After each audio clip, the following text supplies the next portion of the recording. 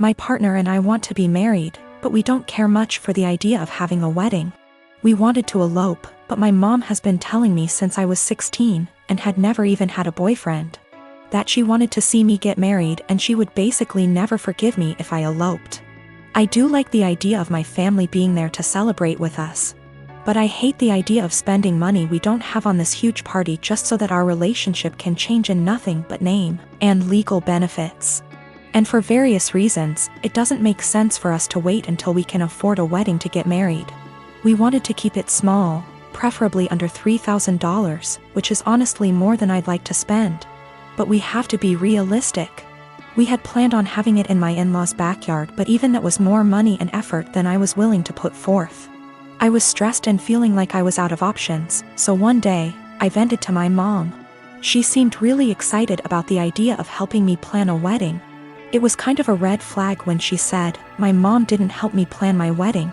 Let me live vicariously through you." But still, I agreed. She seemed really excited to help me find a venue. I was not excited, because I have not been excited about one single step in the wedding process, and I just want it to be over. About a week later, I found out that this really great park in our city, that my partner loves, does weddings for an extremely small fee. I emailed the event coordinator and found out that the date we want is available.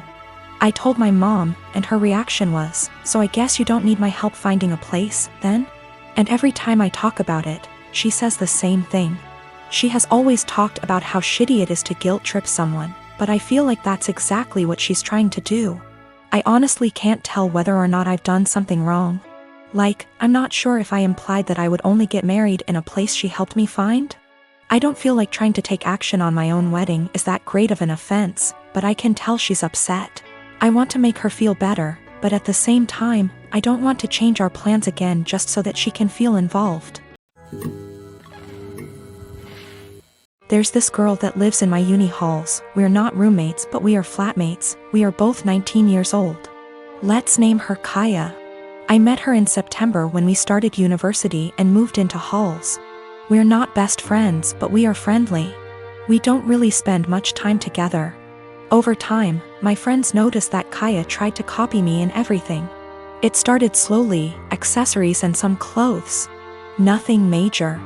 I didn't even notice until people started pointing it out to me. I have a rather distinct style and she started copying it. I don't know the style and she's free to wear what she likes, but it's the exact same copies of my outfits, which is very odd. But then, it started going further.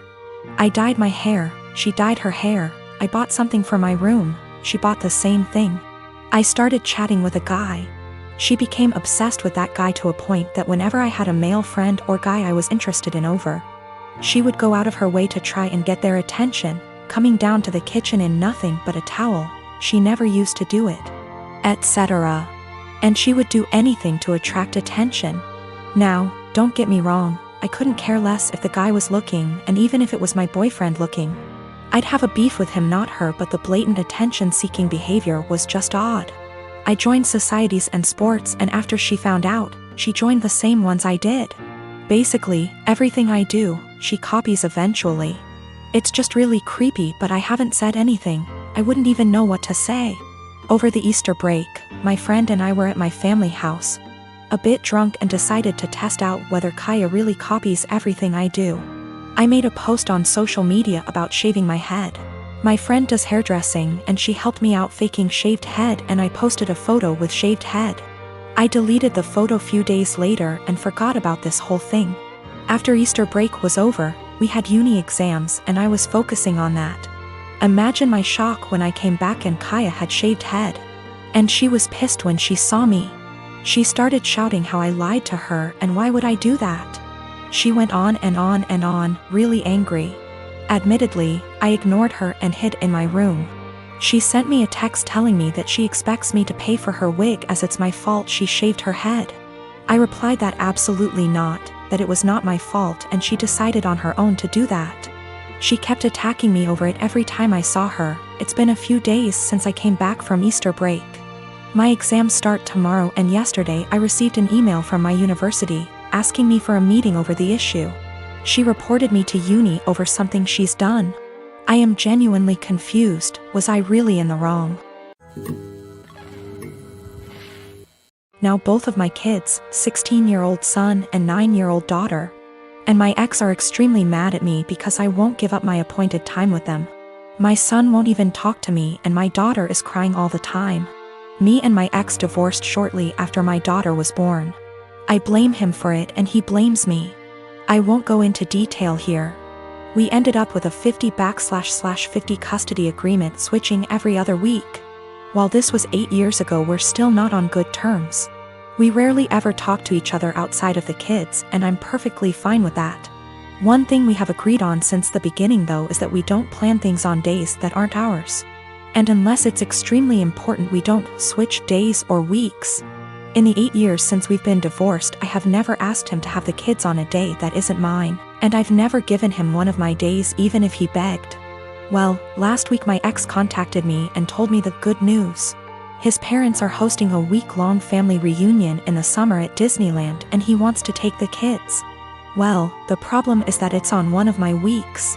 He asked me to let the kids stay with him that week or to switch a week with me, and I shot him down.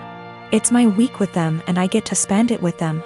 I told him if it's so important to him to reschedule, but he claims his parents can't do that and this is the only week that the whole family can go, and he told me that I need to think of them. I told him tough luck and hung up on him. Well, this last Sunday when my ex dropped the kids off with me, my son refused to talk to me at all and my daughter wouldn't even look at me.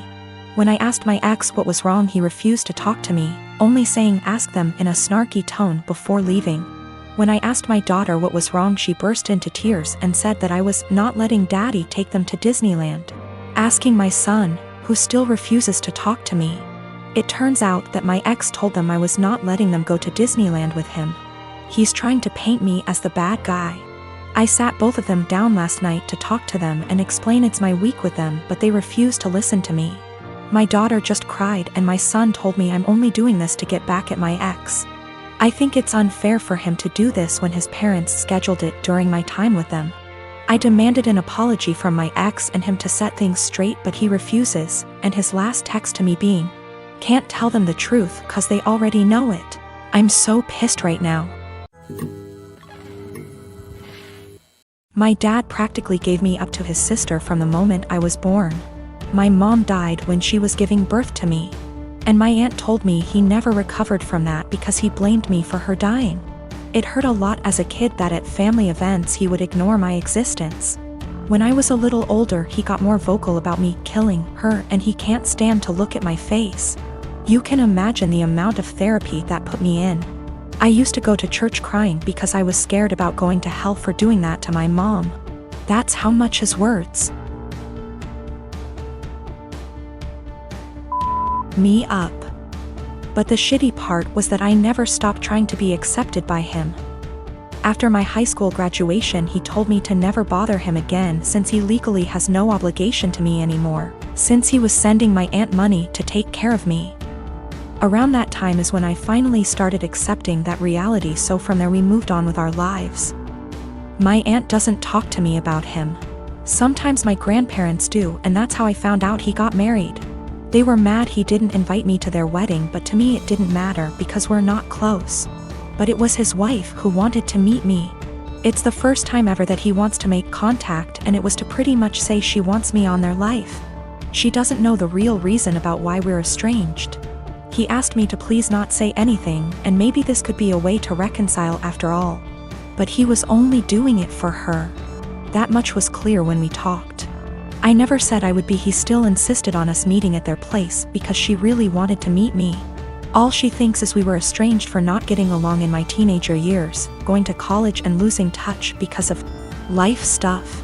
It pissed me off that he played it off as us just not talking for petty reasons. Meanwhile, the actually reason damaged me for years. I told her the truth. Everything he said to me. That he was never a parent to me, that was all my aunt. It was definitely a shock for her. The outcome was a disaster. Everyone has heard about this now. My grandmas in particular told me she understands my anger. But this was his chance finding someone since losing my mom, and now it's been put in jeopardy. My dad is devastated. They think it was going too far to ruin his marriage that way when he was willing to include me in their lives, which could have been the start of our relationship. And they say not only did I ruin that, but also possibly wrecked his marriage. She just doesn't agree at all with what he did, and it could have been avoided if I didn't say anything. For me, it was hard not to tell the truth after the lies made it seem like it was nothing serious. I couldn't ignore what happened after what it did. If it was the right call, since it put their whole marriage at risk after all.